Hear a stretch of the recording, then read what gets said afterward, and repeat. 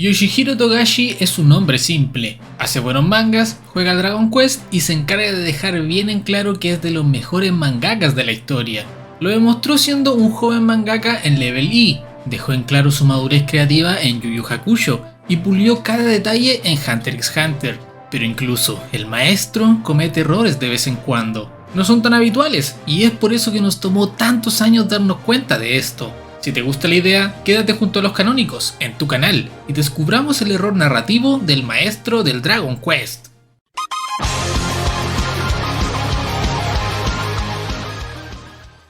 Aclaremos desde ya, no es un error que arruine la serie ni la narrativa, pero es un detalle que llama mucho la atención porque realmente no son habituales verlos en la obra del maestro. Ya tuvimos un video donde mostramos 5 momentos en que Togashi decidió perfectamente bien para continuar su obra sin caer en errores argumentales y basarse en la lógica de la historia. Pero este es un detalle sabroso que quizás se relaciona con un apartado que busca generar un momento de tensión y que tras eso omitió por completo el detalle secundario que incluyó y que tendría repercusiones en el futuro. El momento en cuestión sucede en las 3 versiones, por lo que veremos cada una de ellas. Esto ocurre en el capítulo 23 del manga, 21 de la versión de 1999 y el 1 de la versión 2011. Todo va tan rápido en esta versión que en el minuto 5 del capítulo Gon ya es cazador. Increíble.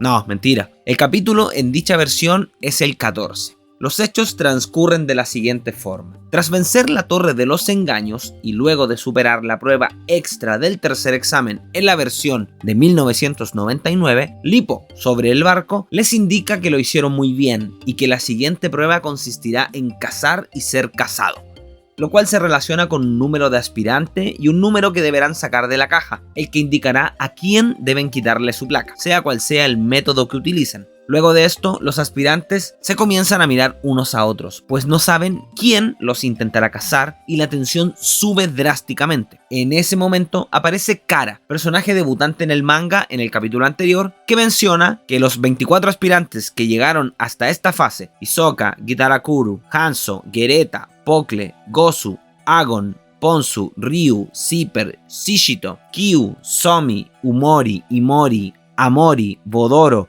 Kenmi, Bourbon, Kurapika, Killua, Gon, Leorio y Tompa podían tomar el examen el próximo año desde la primera ronda sin realizar los exámenes previos ejecutados por los navegantes, tales como el capitán del barco, Quizzing Lady y los Kiriko. En ese momento, Kara queda sorprendida al ver que nadie reacciona positivamente ante tal buena noticia. De hecho, estaban concentrados en la siguiente prueba y se cuestiona el hecho de, quizás, haber dicho algo que no debía. De ahí, el capítulo transcurre de manera natural y para el caso no es necesario seguir detallando, porque el error argumental ya se consumó. Como bien sabemos, de los 24 aspirantes que están allí, solo 9 llegan a la prueba final y 7 pasan el examen, siendo Bodoro y Killua quienes no completan la prueba. Uno porque fue desconectado del servidor y otro porque sufre un baneo de 14 días por actitudes que no corresponden a este examen en particular. Killua Soldic, luego de fallar el examen, puede volver a darlo desde la primera prueba sin pasar por los navegantes. Se ganó este derecho junto a Ponzu, a Tompa y todos los que quedan vivos luego de fracasar en el tercer examen. Pero, ¿qué es lo que ocurre realmente? Killua, ya en Grid Island, y casi a un año después de dicho acontecimiento, el 3 de enero recuerda que está próximo a suceder el examen del cazador. Lo anteriormente descrito sucede en el capítulo 147 del manga, 80 de la versión 1999 y en el capítulo 66 de la versión de 2011. Luego de despedirse de Gon y Biscuit en Grid Island y avisarles que volverá pronto, se dirige a conseguir su licencia de modo rápido y efectivo, porque ya tiene la opción de ir directo al primer examen, sin pasar por los navegantes, tal y como se lo mencionó Kara hace un año, ¿cierto?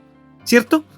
Pero las cosas no son así, porque Killua igual busca a los navegantes, específicamente a los Kirikos, quienes se encargan de ayudarle y olfatearlo para saber que realmente es amigo de Gon. Bueno, entonces, ¿qué ocurrió aquí? ¿Se le pasó este detallito al maestro Togashi? ¿Iba a salir Dragon Quest 8 pocos días antes de dicho momento y se olvidó de lo que había escrito casi 100 capítulos atrás? ¿Qué pasó por la cabeza del maestro en ese instante? ¿Es este un error narrativo tal y como lo planteamos? Pasemos a analizarlo detalladamente.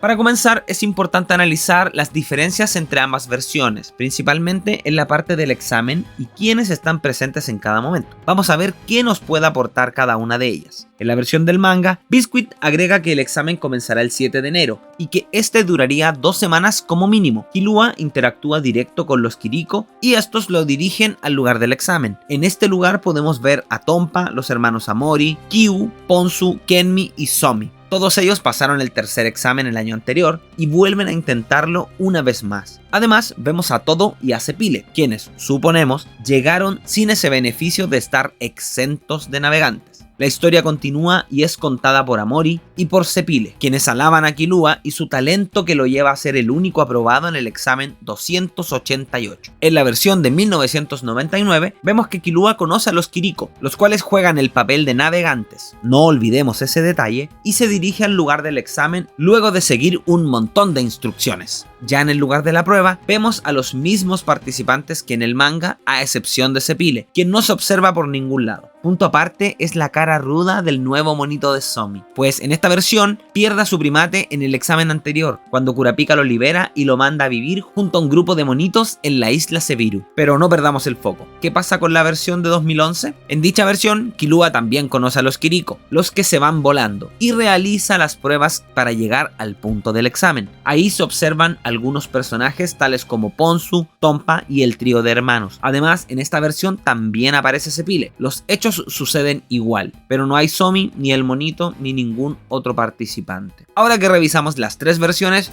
vamos a teorizar.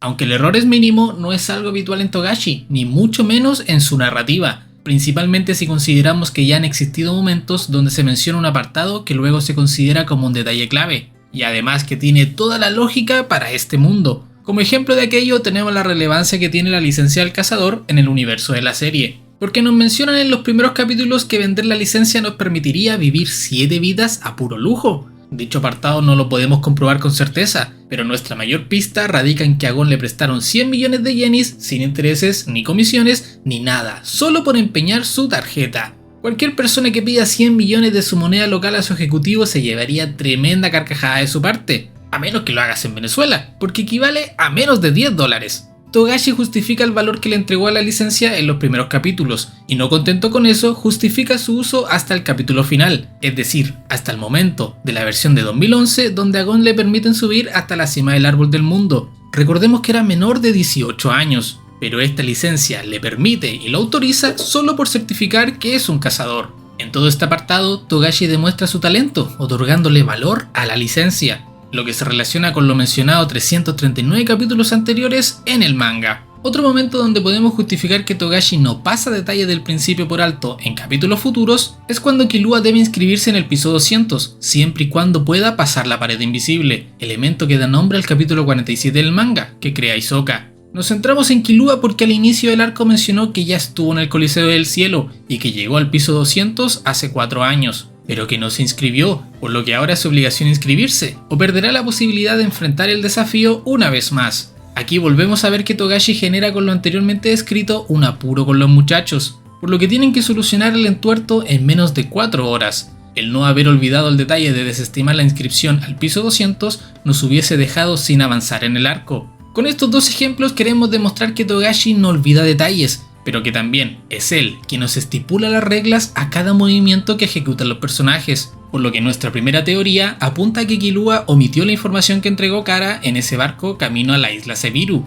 porque estaba concentrado identificando cuál de los 3 hermanos era su blanco, y tiene mucho sentido, porque la verdad ni nosotros podemos identificar cuál es cuál, ni sus nombres ni sus números de placa. En este momento de la serie no es precisamente Killua quien comenta que el examen ya comenzó, por lo que perfectamente pudo haber estado observando detenidamente a cuál de los 3 les quitaría la placa. Todo lo anterior tiene el sustento lógico en la misma prueba, pues Killua era el blanco de Imori, placa 198, y a quien perseguía era Umori, el 199. Otra teoría que vuela por nuestra cabeza es que Togashi necesitaba generar un vínculo estrecho entre los Kiriko y algún miembro de la familia de asesinos más famosa de la historia. Es un tanto rebuscado, pero podemos considerar admisible que Togashi ideó todo este plan y lo ejecutó casi 10 años después, Si consideramos que el capítulo 147 se emitió en el año 2002 y por otra parte el de la muerte de Goto, pieza clave, pues recordemos que podemos ver que sustituyen su presencia con un Kiriko, de los que olfateó Killua, la cual recién se llevó a cabo en inicios del año 2012, en el capítulo 327.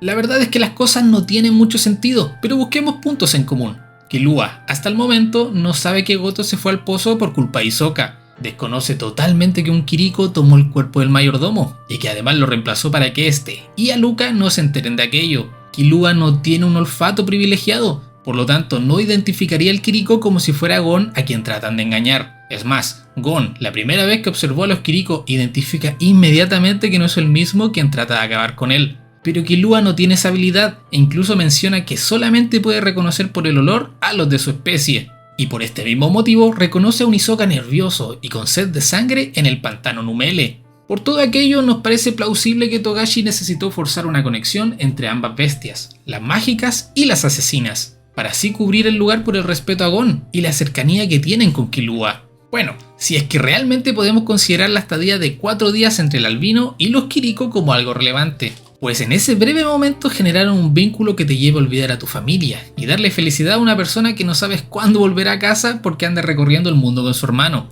o hermana, o monstruo, o lo que sea que es Aluka. Si queremos forzar de esta manera el asunto para que la ida por medio del navegante hacia el examen del cazador sea el punto de unión entre los Soldic y las bestias del solitario cedro, ok, aceptamos el punto, pero entendemos a quién no convence. Nuestra última teoría apunta a algo mucho más aterrizado y que apela al espíritu de la serie. Killua no quiso utilizar el comodín que Kara le entregó hace casi un año y decidió pasar el examen de manera íntegra y en un 100%. Algo así como platinar la prueba de tal manera que nadie puede objetar que es un cazador de tomo y lomo. Además, Gon le pidió que si veía a los Kiriko les diga que él se encuentre bien. La verdad de las cosas es que no hay nadie que pueda discutir aquello. Incluso el mismo Netero es quien recalca su abismal crecimiento en tan solo un año.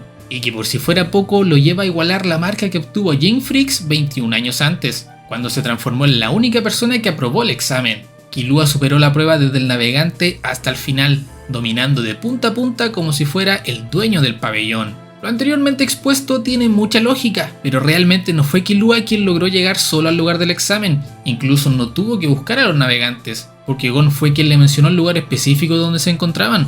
Este hecho se puede justificar desde lo narrativo y tiene su justificación en el capítulo 3 del manga, donde se menciona explícitamente que los aspirantes deben encontrar las pistas y llegar de manera autónoma al sitio gracias a los navegantes, pero nos deja pensando que todos aquellos que sucumbieron ante una prueba no lograron llegar aunque siguieran los que se iban descubriendo las pistas. Ejemplo de esto es Matthew, quien sigue a los protagonistas luego de oír lo que le mencionó el capitán Gon y no pasó la prueba netamente porque respondió mal. Pero, eso sí, pudo acceder y tuvo su oportunidad a pesar de colarse. En estricto rigor, Killua busca pasar el examen de cero pero con ayuda de Gon, y así ni siquiera ir a visitar a Quizzing Lady. Creemos que este apartado es el que más sentido le entrega a la serie, pero aún así tiene sus hierros, que evita que se despejen todas las dudas que podrían tener los incrédulos. De todos modos, es un apartado interesante de analizar, y en el cual se puede teorizar mucho más.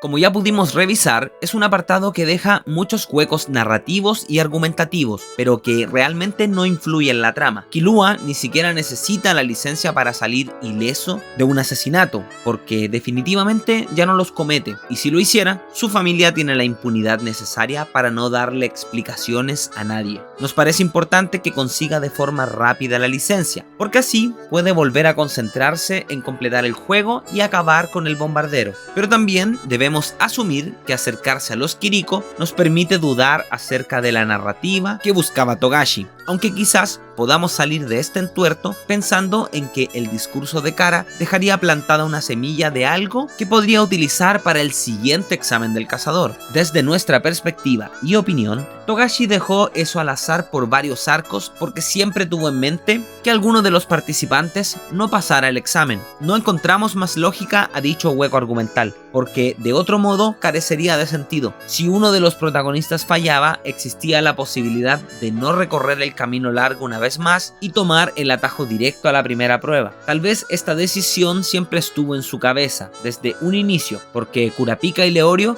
debían pasar sí o sí la prueba para alcanzar sus objetivos. Kurapika, de este modo, podría perseguir al Genei Ryodan y Leorio podría dar el examen para estudiar medicina. Gon debía pasar el examen para ir tras su padre. ¿Y qué hay de Killua? No había ninguna aspiración para el albino, y si lo miramos de esta perspectiva, Togashi resuelve de manera magistral. Las habilidades de Killua le permiten hacerle compañía a Gon aunque no tenga una licencia, y su experiencia en el bajo mundo sirve tanto en el Coliseo como para Yorkshin. La ejecución del hilo narrativo con los Kiriko no fue la más acertada quizás, generando así un pequeño vacío en el argumento de la serie, pero también demuestra que para Togashi son pocas las cosas que no están en su control. Si de escribir historias, desarrollar personajes y generar momentos memorables se trata, debido a que tenía ese as bajo la manga como si de Hisoka se tratase. Esperamos que te haya gustado este video tanto como a nosotros. ¿Existe otro momento donde Togashi deja abierto un flanco que no podamos dilucidar con facilidad? No dudes en comentarlo y nosotros, como siempre, lo leeremos. De momento, lo dejamos hasta acá. No olvides que estuviste en Los Canónicos, tu canal, y nos vemos en una próxima entrega.